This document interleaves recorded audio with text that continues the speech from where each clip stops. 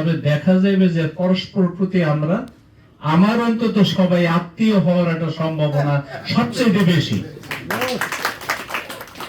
দেখেন একটু খুঁজে এদিক সেদিক দিয়ে ঘুরে দেখেন, আমার আত্মীয় হওয়ারই সম্ভাবনা বেশি। উনি একটা স্বর্ণের টুকরা।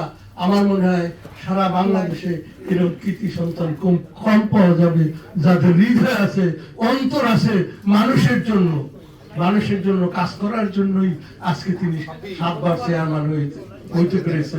আমি মনে করি তার যে কথাগুলো আমি শুনলাম এটা অনেক সুন্দর এবং এত কৃতিত্বের কথা শুনলাম, এটা আমাদের গর্ব হয়। এটা আমাদের এই জন্য গর্ব হয়, আমরা মুক্তিযুদ্ধ করেছি, আমার মুক্তিযোদ্ধার সন্তান আজকে মুক্তিযুদ্ধের পরও যে তাকে স্মরণ করে, তাকে বারবার নির্বাচিত করে, এটা আমাদের গর্ব। কাজে আমি আপনাদের কাছে অনুরোধ করি, আপনারা সিদ্ধান্ত নেবেন মুজিবুর রহমানের নামে একটা পাবলিক লাইব্রেরি হবে। কিন্তু সত্যিকার অর্থে আজকের অনুষ্ঠানটা সম্পূর্ণ ভিন্নতা লাগতে আছে। আমি এই মুজিবুর ভাইয়ের মতো একজন গরিব মানুষের পাশে বসতে পেরে আমার কাছে বেশি সম্মানিত, বেশি গর্বের মনে হইতেছে।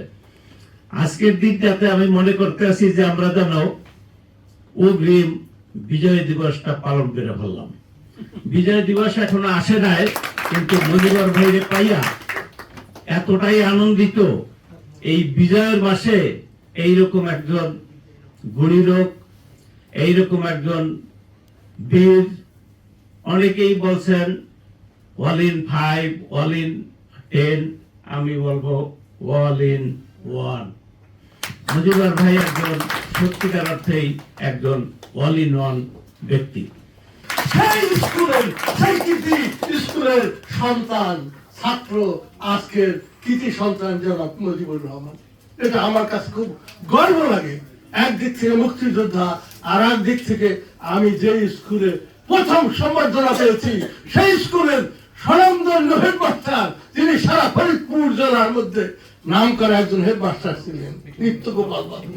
তার প্রস্তাবে আমি মাদারীপুর জেলার সভাপতি হয়েছিলাম।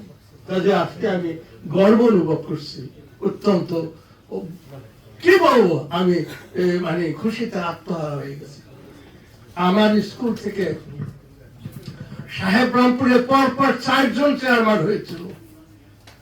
আমাকে বলা হতো এই চেয়ারম্যান তৈরি করার কারিগর হলো স্যার, যাকে সে নমিনেশন দেয় সেই চেয়ারম্যান হয়। এবং আমার স্কুলেও 4 জন হয়েছে, কিন্তু একজন হয়তো 2 বার হয়েছে, একবারের বেশি আর কেউ হতে পারে না।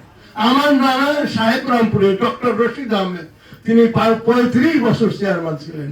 আমি জানতাম না যে এই মাদারীপুর জেলায় 37 বছর পর্যন্ত চেয়ারম্যান আছে আমার মুক্তিযোদ্ধা ভাই। এটা আমার গর্ব। আমি অবহিত হয়েছি তার কর্মকাণ্ডে। মিটিং কিন্তু এত দীর্ঘ সময় মিটিং করলে মানুষ কিন্তু একটু বিরক্ত হয়ে যায়। আজকে আমি সবার মুখের দিকে তাকিয়ে দেখছি, এতটুকু বিন্দু পর্যন্ত কোনো মানুষ কোন রকম বিরক্ত হচ্ছে না। এইটাই হলো আমাদের মুজিবুর রহমান। আমি সত্যি আনন্দিত যে আমি বৃহত্তর ফরিদপুরের শিক্ষকদের চেয়ারম্যান ছিলাম 29 বছর।